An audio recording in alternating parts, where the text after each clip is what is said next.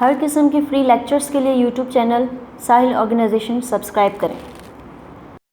Students, आज हम समझेंगे कि सेंटर ऑफ ग्रेविटी क्या होती है। यानी चले हम एक ऐसा करते हैं कि एक जो है वो रेगुलर शेप बॉडी लेते हैं, जैसे एक रॉड है, और इसमें हम ये रखते हैं कि इसमें जितने भी पार्टिकल्स ये मिलके बनी है उसमें हर पार्टिकल का मास एक जैसा है, ठीक है। और अब ऐसा है कि जो इसका ज्योमेट्रिकल सेंटर होगा इस रॉड का, यानी फर्ज करें अगर ये 5 सेंटीमीटर्स की या 5 मीटर्स की टोटल लेंथ है, तो 2.5 जहाँ पर ये पॉइंट आता है, यहाँ पर अगर मैं इसको उठा लेता हूँ इस रॉड को, तो ये बिल्कुल बैलेंस्ड हो जाती है। यानी ये क्यों बैलेंस हो जाती है, अब इसका रीजन जो है वो अब हम देखते हैं। यानी इस पॉइंट को जहां पे ये बैलेंस है, इसे हम कहते हैं ये इसका सेंटर ऑफ ग्रेविटी या सेंटर ऑफ मास है। यानी यहाँ पर इसका होल जो वेट है इस बॉडी का वो एक्ट कर रहा है। यानी ये तो बात हम जानते हैं कि ग्रेविटी जो है जमीन हर चीज को अपनी तरफ खींच रही है, लेकिन ये वो ऐसा हमें पॉइंट मिला है कि यहाँ पर हम इस बॉडी को उठाए हुए हैं और बॉडी जो है वो बिल्कुल बैलेंस है। यानी इसका कोई सिरा जो है, कोई हिस्सा वो नीचे की तरफ मूव नहीं कर रहा। अब इसके रीजंस को अगर हम देखें तो हमें यहाँ से ये बात पता चलती है कि जो जितने पार्टिकल्स इस सेंटर ऑफ ग्रेविटी से लेफ्ट साइड पर हैं, ठीक है, उतने ही पार्टिकल्स जो हैं वो सेंटर ऑफ ग्रेविटी वाले पॉइंट से राइट साइड पर हैं, ठीक है। यहाँ तक है। चले मैं थोड़ी सी रॉड मैंने छोटी यहाँ पे बनाई थी, अगर आप देखें तो अब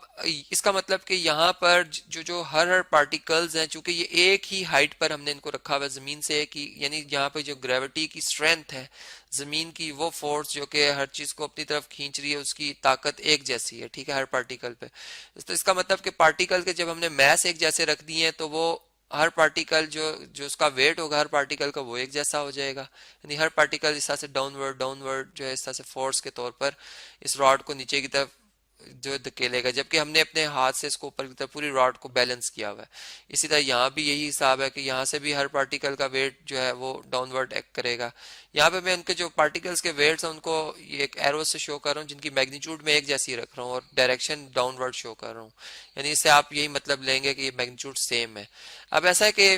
तमाम पार्टिकल्स जो है वो एक तरह से यहाँ पे अगर हम देखें तो बैलेंस है। यानी यहाँ पे प्रिंसिपल ऑफ मूवमेंट जो है वो होल्ड कर रहा है। यानी हर फोर्स अगर आप देखें तो इस जो सेंटर ऑफ ग्रेविटी वाले पॉइंट से जिस पॉइंट पे वो एक्ट करिए, इतना अगर हम डिस्टेंस लेकर उसका टॉर्क लें, यानी हर छोटी जो ये फोर्स है, ये छोटा वेट W1 इस पार्टिकल का, ये टॉर्क प्रोड्यूस कराएगा,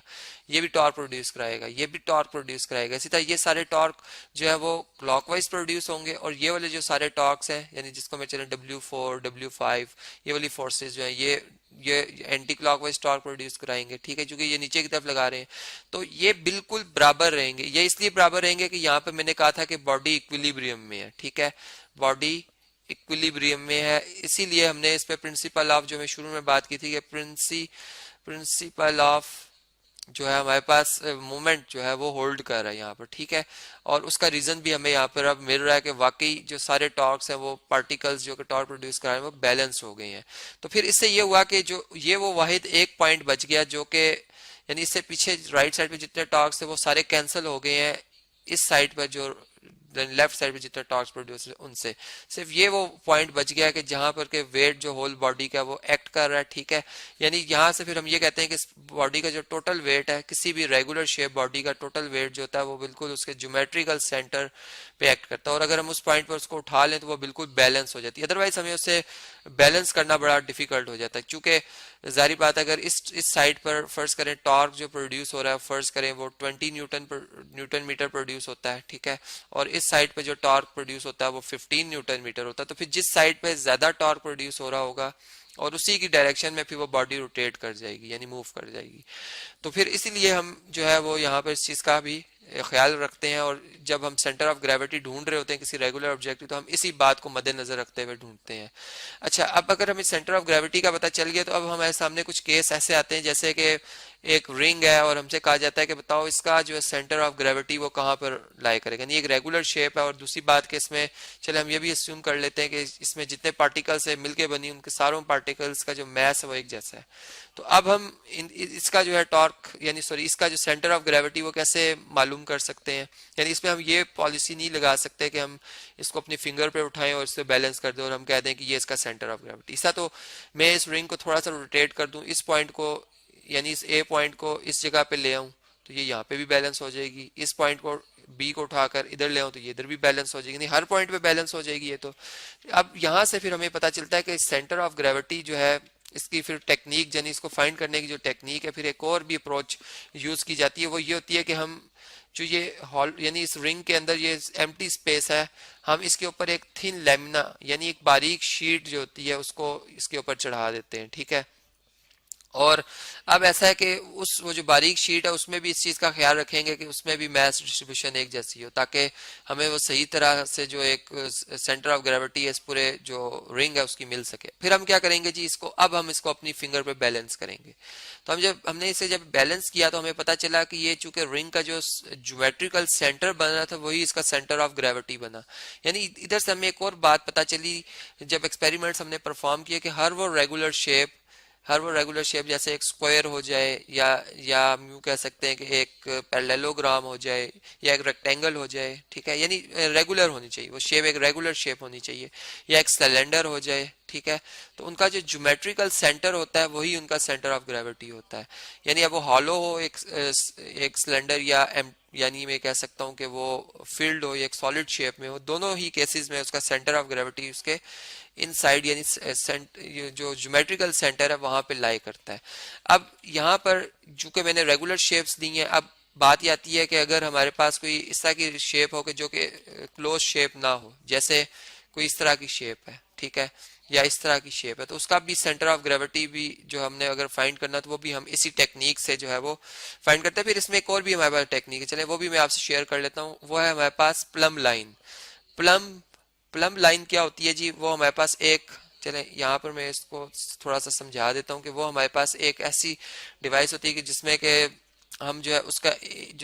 यानी उसमें हम एक धागा इस्तेमाल करते हैं, ठीक है, और धागे के एक सिरे को हम अपने हाथ में या फिक्स पॉइंट पे बांध देते हैं, जबकि धागे के दूसरे सिरे के साथ हम एक त्रिकोण नुमा जो है एक मेटल ऑब्जेक्ट जो है वो बांधते हैं, जिसका मैस जो है वो इस धागे के मैस से कई गुना ज्यादा होता है। और ये बिल्कुल इसका सेंटर ऑफ ग्रेविटी इस पूरे जो ये हमारे पास डिवाइस है इसका लोअर डाउन रहता है, यानी स्टेबल जो है हम कह सकते हैं इक्विलिब्रियम में रहता है, जो कि हम आगे थॉरली इसको पढ़ेंगे। यानी बिल्कुल ये स्ट्रेट रहता है, यानी इसमें ये थोड़ा सा कर्व नजर आ रहा है, बेसिकली ये ड्रॉ करने में गलती हुई है मुझसे, ये बिल्कुल स्ट्रेट रहती है, जिससे कि हमें बिल्कुल पता चलता है कि वो एक लाइन जो है या जो जिसे हम लाइन कहते हैं स्ट्रेट होती है, वो हमें एक मिल जाती है, एक लाइन, स्ट्रेट लाइन, जो कि फिर जमीन की जो सेंटर की तरफ जिसकी डायरेक्शन होती है। यानी अगर हमारे पास अब अगर एक कोई ऑब्जेक्ट हो, जैसे मैं ये बात करता हूँ, ये एक शीट है या एक चार्ट है, फर्ज करें इस चार्ट ये एक रेगुलर शेप है, ठीक है, और इसका मैंने सेंटर ऑफ ग्रेविटी फाइंड करना है, तो मैं अब क्या करूंगा, मैं इसे एक कील के साथ जो है वो कमरे में एक कील के साथ टांग दूंगा, ठीक है। अब देखें हर पार्टिकल के ऊपर इक्वली जो है वो जो है हम कह सकते हैं ग्रेविटी असर कर रही है। अब जब ये बिल्कुल बैलेंस हो जाएगा, इसका मतलब कि इस तरफ और इस तरफ जितने भी टॉर्क प्रोड्यूस हुए थे लेफ्ट और राइट, वो यानी एंटी क्लॉकवाइज और क्लॉकवाइज टॉर्क वो बराबर हो चुके हैं, ठीक है। यानी अब अगर ये जब बैलेंस हो जाएगा और अब मैं अगर प्लम लाइन को इधर टांग दूं, ठीक है, इसी पैक पे, और उसको अलाउ करूं कि वो नीचे आए, तो वो जब स्ट्रेट नीचे आएगी तो वो इस तरह से हमें नजर आएगी। और फिर अगर हम मार्कर से या एक पेंसिल से इसको यहाँ पे मार्क कर दें, यानी इसके निशान को मार्क कर दें, और फिर हम इसे जो है यानी इस मार्क को लगे रहने दें इस तरह से, फर्ज करें पहले मार्क आया था, और फिर हम इसे रोटेट कराएं, यानी इसकी जो न्यू पोजीशन है उसको इस वाली साइड को, इस येलो वाली साइड को मैं ऊपर ले आऊं यहाँ पर, और ये वाली साइड इधर आ जाए, तो इसकी न्यू पोजीशन आ जाएगी, जो कि मैं इस तरह से चले ये कहता हूँ कि ये इसकी पुरानी वाली पोजीशन थी, ठीक है। अब ये येलो वाली साइड इधर आ गई है, ठीक है, जो मैं आपसे भी कह रहा था, और अब मैं इसको यहाँ पे फिर एक कील की मदद से टांगता हूँ, ये बिल्कुल बैलेंस हो जाती है, और अब मैं फिर इस पे वो प्लम लाइन से ऐसे लाउ करता हूँ कि वो जो है वो इसमें से पास करे, और वो प्लम लाइन जब बिल्कुल यानी रेस्ट में आ जाएगी तो मैं देखूंगा कि वो इस तरह इस पोजीशन पर, फिर मैं मार्कर से वो जो है इसका मार्क ले लूंगा, फिर मैं देखूंगा जहाँ पे ये दोनों यानी पहले ड्रॉ हुई भी प्लम लाइन का निशान और नया जो प्लम लाइन का निशान है, जहाँ पे ये दोनों जो है वो आपस में इंटरसेक्ट करेंगे, ये जो पॉइंट होगा